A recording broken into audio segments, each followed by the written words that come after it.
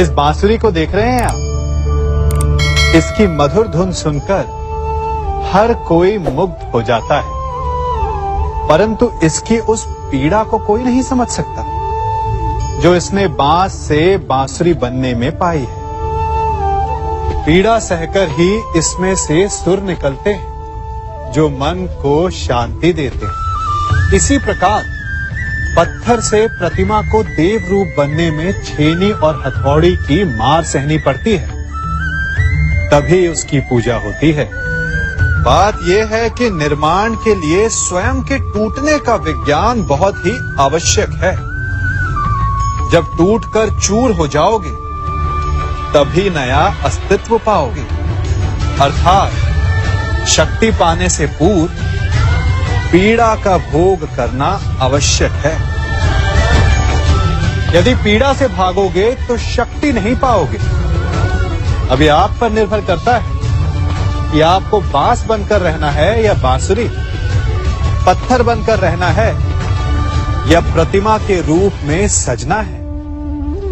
ये निर्णय आपका है। पिता होना बड़े आनंद का विषय है, और जितना बड़ा आनंद है उससे भी अधिक बड़ा उसका उत्तरदायित्व भी। आप में से भी कुछ पिता होंगे, कुछ संतान, और मुझे पूर्ण विश्वास है कि आप लोग भी अपना उत्तरदायित्व अवश्य पूर्ण करते होंगे। हर पिता अपनी संतान के सुख के लिए, उसके उज्जवल भविष्य के लिए रात दिन परिश्रम करता है, धन इकट्ठा करता है, सुविधाएं एकत्रित करता है। आप भी करते होंगे। हर पिता को यही लगता है कि उसने अपनी संतान को सब कुछ दे दिया, परंतु फिर भी संतान प्रसन्न नहीं रहती।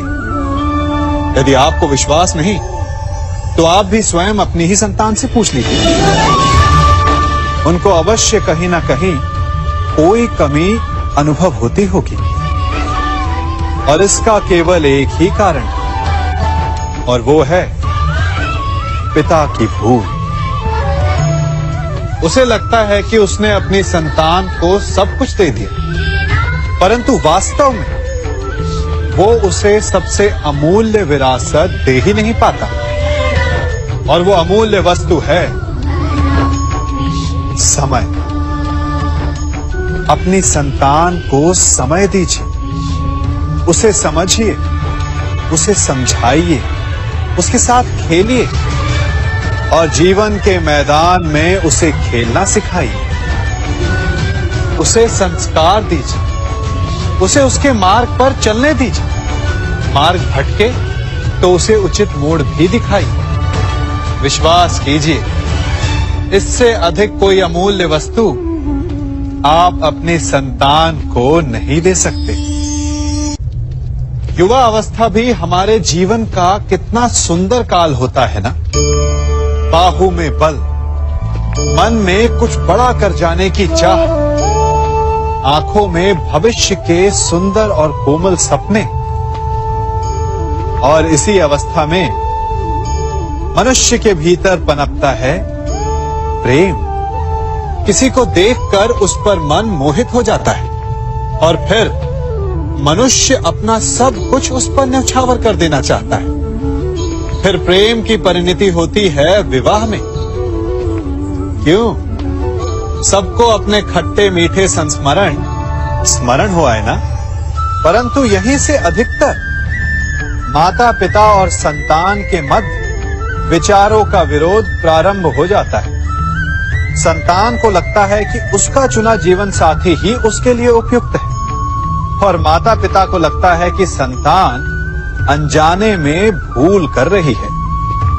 संतान का तर्क होता है कि उसे विवाह किससे करना है, ये उसका अधिकार है, और माता पिता का तर्क ये होता है कि अब भी जीवन साथी चुनने की समझ संतान में है ही नहीं। तो इस अवरोध को काटा कैसे जाए, उचित निर्णय कैसे लिया जाए? इसका एक ही मार्ग है, अपने उत्तरदायित्व का भान और अपनों से बड़ों के मापदंडों का भान। विवाह करने से पूर्व ये जान लेना आवश्यक है कि विवाह केवल अपने प्रेम को पाने का मार्ग नहीं है, अपितु विवाह से जीवन का एक नया द्वार भी खुलता है और हर नए जीवन के साथ नए उत्तरदायित्व भी होते हैं। और यदि इन उत्तरदायित्वों को समझकर निर्णय लिया जाए तो विश्वास कीजिए, आपका दाम्पत्य जीवन आनंद से भरा रहेगा और आपको कभी ये पछतावा नहीं होगा कि आपने कोई अनुचित निर्णय लिया। कभी हमें लगता है कि हमारे अपने, हमारे हितैषी, हमारे माता पिता को हमारे मन की बात ही नहीं समझ आ रही, जैसे उन्हें हमारे हर कार्य में, हर निर्णय में खोट दिखाई दे रहा हो। और ऐसे में हम कर बैठते हैं विद्रोह। ऐसी अवस्था में हमें वही अच्छा लगने लगता है जो हमारी मन की बातों का समर्थन करे। हम उसे ही अपना हितैषी समझ लेते हैं। परंतु जो आपसे मीठी बातें कर रहा हो वो आपका हितैषी है, ये आवश्यक नहीं। कुछ विषैले फूल बड़े सुंदर दिखते हैं, कुछ विषैले फल असाधारण रूप से बड़े स्वादिष्ट होते हैं। और ये भी आवश्यक नहीं कि हमारे रोगों का निदान करने वाली औषधि सदा मीठी हो। इसलिए विष और औषधि में अंतर को परखने का प्रयास करें। हो सकता है जो आपके हित की बात कर रहा हो वो आपको संकट के गर्त में ले जा रहा हो। बात बात पर आवेश में ना आए। हो सकता है कि आपके माता पिता की कड़वी बातों में आपका ही हित छिपा हो। और माता पिता को भी प्रयास करना चाहिए कि यदि उनकी संतान अनुचित निर्णय ले रही है तो उसके अनुचित होने का भान प्रेम से करवाएं, दबाव और शासन से नहीं। क्योंकि कभी कभी कटु शब्द और कटु वचन अनुचित निर्णय को और पक्का कर देता है। हर शब्द अपने आप में इतना शक्तिशाली होता है कि यदि आप चाहें तो उन्हीं शब्दों से सृजन कर सकते हैं और चाहे तो नाश भी। फिर चाहे सृजन और नाश नए संबंधों का हो या फिर नए युग का। आजकल सर्वत्र सहनशीलता की कमी है। बात बात पर लोग झगड़ जाते हैं, विवाद पर उतारू हो जाते हैं। कारण शब्दों का प्रयोग। शब्दों का और वचनों का उचित प्रयोग करना सीखिए।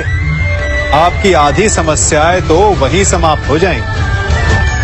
शब्द हमारी सबसे बड़ी पूंजी, उनका सोच समझकर भली प्रकार उपयोग करना ही श्रेयस्कर। जो शब्द की महिमा और शक्ति को पहचान गया वो इस सृष्टि के आनंद को भी समझ गया। आप भी समझिए। हम सब जीव हैं, अर्थात जीवन जी रहे हैं और जीवन जीते समय उसके पश्चात की कल्पना भी करते हैं कि मृत्यु के पश्चात हमें स्वर्ग मिलेगा, नर्क, अप्सराओं का नृत्य देखने को मिलेगा या यमदूत हमें दंड दे रहे होंगे। परंतु एक प्रश्न सामने आता है, कभी ऐसा हो सकता है कि मृत्यु किसी और की हो और स्वर्ग हमें मिल जाए? नहीं, हमें स्वर्ग और नर्क हमारी ही मृत्यु के पश्चात मिलेगा। अर्थात यदि फल पाना है तो कर्म स्वयं को ही करना होता है। केवल सोचने से कुछ नहीं होता, स्वप्न देखने से कुछ नहीं होता। उसे पूर्ण करने के लिए स्वयं ही परिश्रम करना होता है। तो उठो, जागो और लक्ष्य की प्राप्ति तक संघर्ष करो, क्योंकि यही एक मार्ग है स्वयं को संतुष्ट करने का, स्वयं को आगे बढ़ाने का। इस अग्नि को देख रहे हैं? क्या क्या कर सकती है ये अग्नि? प्रकाश दे सकती है, भोजन पका सकती है और चाहे तो हमें जलाकर भस्म भी कर सकती है। ये जल हमारी प्यास बुझा सकता है या हमें डुबो कर मार भी सकता है। तो क्या ये इच्छा इस जल की है कि ये हमारी प्यास बुझाएगा या हमें डुबाकर मार देगा? या ये इच्छा इस अग्नि की है जो हमें प्रकाश देगी, जो हमें भोजन देगी, या हमें जलाकर भस्म कर देगी? नहीं, जल का गुण है बहना, अग्नि का गुण है जलना।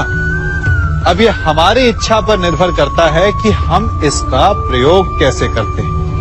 इसी जल और अग्नि की भांति ही संसार की हर वस्तु, संसार के लोग भी होते हैं, और ये हम पर निर्भर करता है कि हम उनमें से किसे मित्र बनाते हैं और किन्हें शत्रु। शक्ति है, पर निर्भर हम पर करता है कि उसे हम अपना उत्तरदायित्व बनाते हैं या अहंकार। धन है, परंतु निर्भर हम पर करता है कि उसे विकास के मार्ग पर लगाते हैं या व्यसन के मार्ग पर। ईश्वर ने आपको केवल जीवन दिया है, परंतु ये आप पर निर्भर करता है कि आप उसे आदर्श जीवन बनाना चाहते हैं या अभिशापित। अपने परिणामों का उत्तरदायी हमारे चयन होते हैं। इसलिए आवश्यक है कि अपने चयन को, अपनी भावनाओं को उचित रखें।